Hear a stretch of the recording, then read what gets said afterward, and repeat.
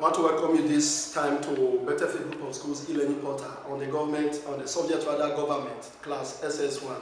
Last time in this we are treating the topic, continuing the topic party system. Last time on this topic we said party system is a constitutional political arrangement on which political parties exist in order to form government, in order to take control of the country. We said it is the practice of government on the number of political party basis. Now we said there are different types of our party system. That we have zero party system, we have one party system, we have two party system, and then we have multi-party system. Last time we said zero party system is a type of party system in which no political party exists in that state.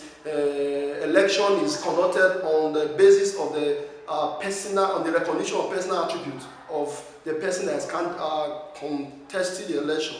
Now we said one party system is where one political party exists in a state, and we said there are two types of one party system: the one party system, de jure one party system, and de facto one party system. De jure one party system, the type of one party system in which the constitution, the law says it's only one party that must exist, while de facto one party system refers to the type of one party system in which one political party is dominant enough in the country, although the constitution does say it's only one that must exist. Now today we want to continue from there. We are talking about the two-party system. Two-party system is a type of party system in which is a type of party system in which two political parties tend to exist or tend to dominate the political sphere of that state. Now, on my own account, on my own right and reserve, I want to say there are two types of two-party system.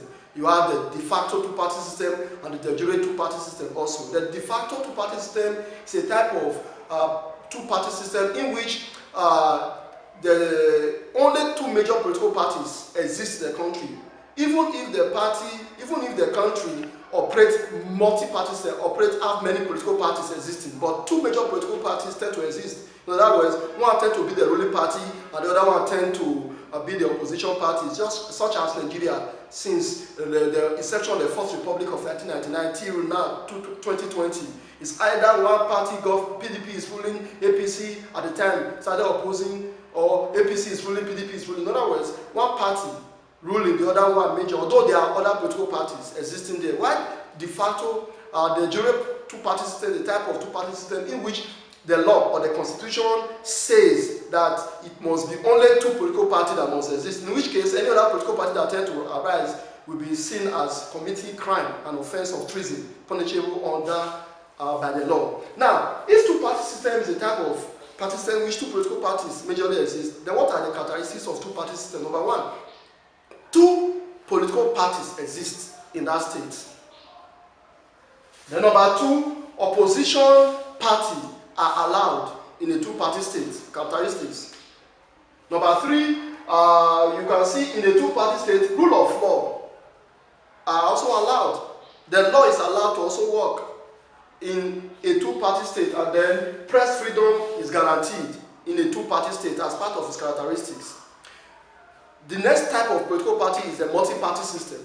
What's multi-party system? Type of party system in which more than two political parties are allowed to operate in the country, just like Nigeria, the United States at the time had, but Nigeria in particular, where you have more than two political parties existing in a state, we say the state is operating multi-partyism. Now, characteristics of multi-party state, we have more than two political parties existing, number one. Number two, press freedom is guaranteed. Number three, opposition, political opposition is allowed. In a multi-party state, you have abundant choice of programs and political parties to choose from as its characteristics. Then you have democratic process, the principle of democracy, decision making. In other words, decision making in multi-party states tend to obey democratic process. Everybody is involved, put along when before decision is taken in a multi-party state, and then it leads to coalition in most cases as its characteristics. Coalition government is the type of government where two or more political parties come together, although they are existing separately still, but they come together in government to rule. Multi-partyism has that as major of its attributes. Then you have, it prevents, in most cases, dictatorship. Dictatorial government. Dictatorial government is not an attribute. It prevents dictatorial government as part of its characteristics.